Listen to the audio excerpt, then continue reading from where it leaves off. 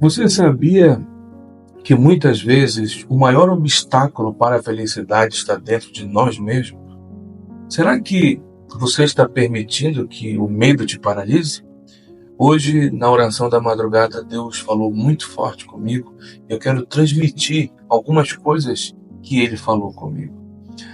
Como na vida de Isaac foi marcada por decisões de fé, a nossa vida também é marcada por decisões de fé. Mesmo quando as circunstâncias para ele eram desafiadoras, ele soube lidar com a inveja e os conflitos de maneira pacífica. E Deus o abençoou abundantemente. Sabe, a gente não deve permitir que o medo e o ego nos impeçam de viver as promessas de Deus.